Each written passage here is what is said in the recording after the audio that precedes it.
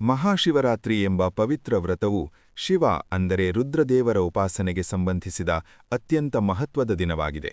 ಶಿವ ಎಂಬ ಶಬ್ದವನ್ನು she plus ವ ಎಂದು ವಿಭಜಿಸಿದರೆ ಶಿ ಈಕ್ವಲ್ಸ್ ಮಂಗಳ, ವ ಈಕ್ವಲ್ಸ್ ನೀಡುವವನು ಎಂಬ ಅರ್ಥ ಬರುತ್ತದೆ. ಅಂದರೆ ಶಿವನು ಜಗತ್ತಿಗೆ ಮಂಗಳವನ್ನು ನೀಡುವ ದೇವತೆಯಾಗಿ ವರ್ಣಿಸಲ್ಪಟ್ಟಿದ್ದಾನೆ.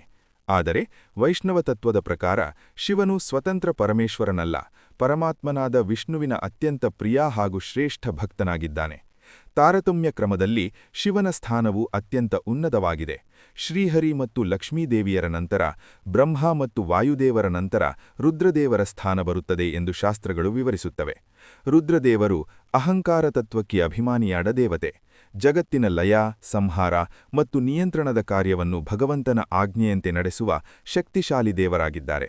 ಶಾಸ್ತ್ರದಲ್ಲಿ ಬರುವ ವೈಷ್ಣವಾನಾಂ ಯಥಾ ಶಂಭುಃ ಎಂಬ ಪ್ರಸಿದ್ಧ ವಾಕ್ಯವು ಭಾಗವತ ಪುರಾಣದಲ್ಲಿ ಉಲ್ಲೇಖಿತವಾಗಿದೆ. ಇದರರ್ಥ ವೈಷ್ಣವರಲ್ಲಿ ಶ್ರೇಷ್ಠನು ಶಿವನೇ, ಅಂದರೆ ವಿಷ್ಣುವಿನ ಮಹತ್ವವನ್ನು ಸಂಪೂರ್ಣವಾಗಿ ಅರಿತು ಅವನಲ್ಲೇ ಶರಣಾಗಿರುವ ಶ್ರೇಷ್ಠ ಭಕ್ತನು ಶಿವನಾಗಿದ್ದಾನೆ. ಆದ್ದರಿಂದ ನಿಜವಾದ ವೈಷ್ಣವನು ಶಿವನನ್ನು ತಿರಸ್ಕರಿಸುವುದಿಲ್ಲ, ಅವನನ್ನು ಭಗವಂತನ ಶ್ರೇಷ್ಠ ದಾಸನಾಗಿ ಪೂಜಿಸುತ್ತಾನೆ. ರುದ್ರದೇವರನ್ನು ಪಂಚಮುಖ ರುದ್ರನೆಂದು ಧ್ಯಾನಿಸಲಾಗುತ್ತದೆ.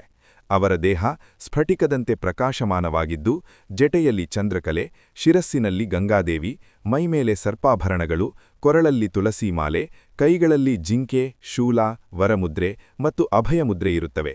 ಪ್ರತಿಯೊಂದು ಮುಖದಲ್ಲೂ 3 ಕಣ್ಣುಗಳಿದ್ದು ಅವುಗಳಲ್ಲಿ ಸೂರ್ಯ, ಚಂದ್ರ ಮತ್ತು ಅಗ್ನಿತತ್ವಗಳು ನೆಲೆಸಿವೆ ಎಂದು ಹೇಳಲಾಗುತ್ತದೆ. ಅವರ ಬಲಗಣ್ಣು ಸದಾ ಶ್ರೀಹರಿಯನ್ನು ಧ್ಯಾನಿಸುವುದಾಗಿ ಶಾಸ್ತ್ರಾರ್ಥವಿದೆ. ಶಿವಪಂಚಾಕ್ಷರ ಮಂತ್ರವಾದ ಓಂ ನಮಃ ಶಿವಾಯ ಜಪವು ಮನಸ್ಸನ್ನು ಶುದ್ಧಗೊಳಿಸಿ ಹರಿಧ್ಯಾನಕ್ಕೆ ಮತ್ತು ಶಾಸ್ತ್ರ ಅಧ್ಯಯನಕ್ಕೆ ಸಹಾಯಕವೆಂದು ಹೇಳಲಾಗಿದೆ. ಈ ವಿಷಯಕ್ಕೆ ಉಲ್ಲೇಖವಾಗಿ ಗರುಡ ಪುರಾಣವನ್ನು ಸೂಚಿಸಲಾಗುತ್ತದೆ. ವೈಷ್ಣವ ಸಂಪ್ರದಾಯದಲ್ಲಿ ಕೂಡ ತಾರತಮ್ಯ ಜ್ಞಾನಪೂರ್ವಕವಾಗಿ ಈ ಮಂತ್ರಜಪವನ್ನು ಮಾಡುವುದಕ್ಕೆ ಮಹತ್ವ ನೀಡಲಾಗಿದೆ. ರುದ್ರದೇವರ ಪ್ರಮುಖ ನಿವಾಸವೆಂದು ಪ್ರಸಿದ್ಧವಾದ ಕ್ಷೇತ್ರವೇ ವಾರಾಣಸಿ, ಕಾಶಿ. ಇದನ್ನು ಅವಿಮುಕ್ತ ಕ್ಷೇತ್ರವೆಂದು ಕರೆಯಲಾಗುತ್ತದೆ. ಮೋಕ್ಷವನ್ನು ನೀಡುವ ಶ್ರೇಷ್ಠ ಕ್ಷೇತ್ರವೆಂದು ಶಾಸ್ತ್ರಗಳಲ್ಲಿ ವರ್ಣಿಸಲಾಗಿದೆ. ರುದ್ರದೇವರು ತಮ್ಮ ಪ್ರಿಯಳಾದ ಪಾರ್ವತೀದೇವಿಯೊಂದಿಗೆ ಇಲ್ಲಿ ವಾಸಮಾಡುತ್ತಾರೆ ಎಂಬ ನಂಬಿಕೆಯಿದೆ. ದಕ್ಷಯಜ್ಞ ಪ್ರಸಂಗದಲ್ಲಿ ಶಿವನಿಗಾಗಿದ ಅವಮಾನದಿಂದ ಸತೀದೇವಿ ದೇಹತ್ಯಾಗ ಮಾಡುತ್ತಾಳೆ. ಈ ಘಟನೆಯು ಅಹಂಕಾರ ಮತ್ತು ಗರ್ವವು ಎಷ್ಟೊಂದು ಭಯಾನಕ ಪರಿಣಾಮಕ್ಕೆ ಕಾರಣವಾಗುತ್ತದೆ ಎಂಬುದನ್ನು ತಿಳಿಸುತ್ತದೆ.